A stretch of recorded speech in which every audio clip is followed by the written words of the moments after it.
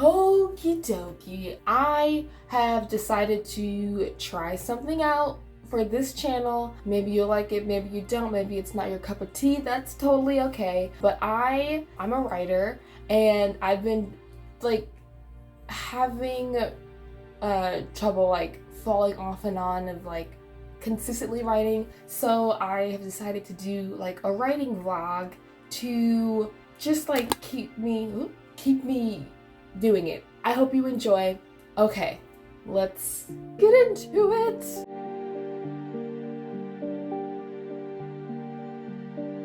So the project that I'm working on today is I've nicknamed it Project Rose. Ooh. And it is a lovers to enemies romantasy, you know, monarchy, political drama, danger, magic, like a bunch of stuff is involved.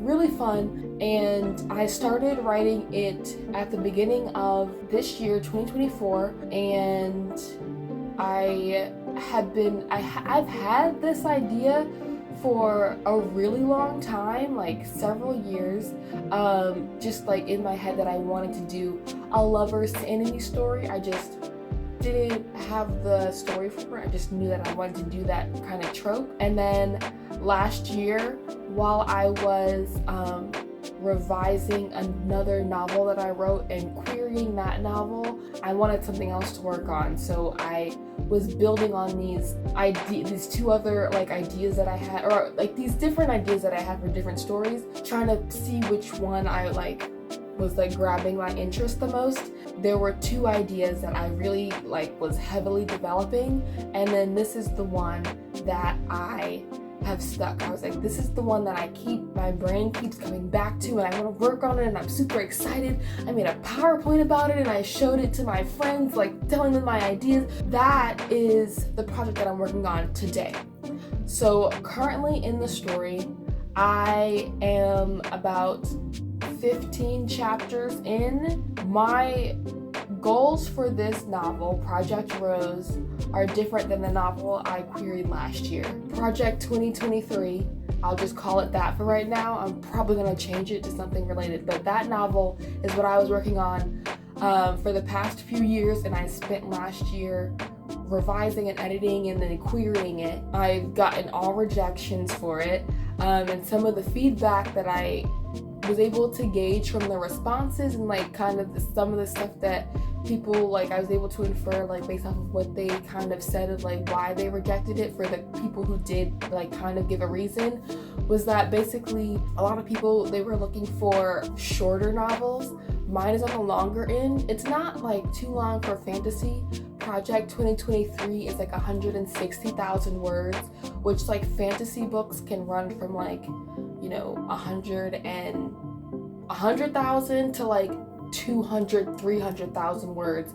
So like while it's on the longer end of like what's popular right now, like the popular word counts are like 80 to 120,000 is like, that's the range. Mine is longer than that. For a fantasy novel, it's not like ridiculously long. And there's other books that have come out recently that have word counts that are the same as mine. I guess that's not what people are like super wanting, is like a long book. Also, there is like not really any romance in that book at all. That's very much not the point of that book. It's in there if you squint. There's some seeds planted, but that's not the focus of that book. So I pivoted to a book, this one, Project Rose, which I was really excited about, but I also think it'll do better like commercially, and I might have a better chance of querying it and like getting some positive responses. I don't know, we'll see. Literary agents get thousands of like queries, and they only like really will choose like a handful of authors a year to take on, so it's like extremely competitive. Yeah, so for Project Rose, my goal is to have it hover around 100 1,000 words. Like, I don't want it to be too long because I want to stay in that sweet spot of like in that word count of that people are really looking for. It's a romance, it's a fantasy.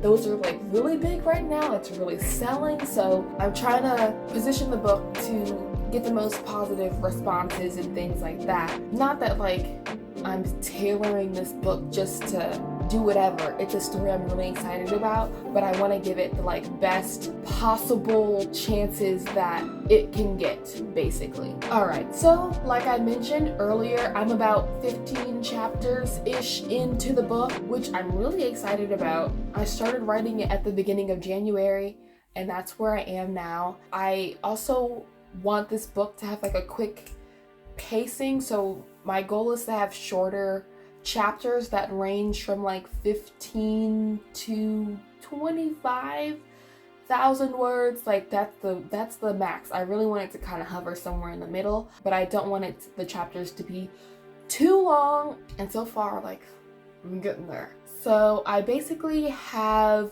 kind of done like a soft outline of Act 1 and Act 2 of Project Rose, or like part of Act 2, like maybe to the midpoint of the story. I don't know how I want the book to end, which is that's very on brand for me. I never know how I want a book to end. That's usually something I discover as I'm writing. I know where I want the arcs to be, but I don't know the events that happen to get there. I don't know that yet, but I'll figure it out. The current chapter that I'm working on is kind of like the first like really big like dangerous event has happened. There have been a few other dangerous events that have happened off screen, off page, whatever, that kind of make that force the two main characters to be introduced. Because it's a lovers to enemies story, I really want to drive home that the love is believable. So it's not like, oh, you know, love at first sight, like I just felt drawn to them and I can't explain it and they're just really hot and ooh, like that can be fun, but for the stakes of this story, that's not gonna cut it for, that's not gonna be enough of like a reason as the like why these characters are having their emotional conflicts once we get to the point where they are enemies, and like how entangled and complicated that's gonna be. So I really wanted to make like the whole first act of the book, it's really about them like falling in love, but it's like a deep real love where it's connected. Like you believe that they're in love and that there's more depth to it. That's what I was trying to say. There's a depth to it where later on when stuff is happening and they have these conflicts, you're like, okay, like it makes sense because they were like had this relationship. But yeah, so that's the chapter that I'm working on. The chapter I'm working on right now. A really like dangerous thing has just happened. The main character has been injured, and this is like your first kind of instance of seeing how the love interest is going to react to that situation. But yeah, so I am gonna do some writing and then I'll be back.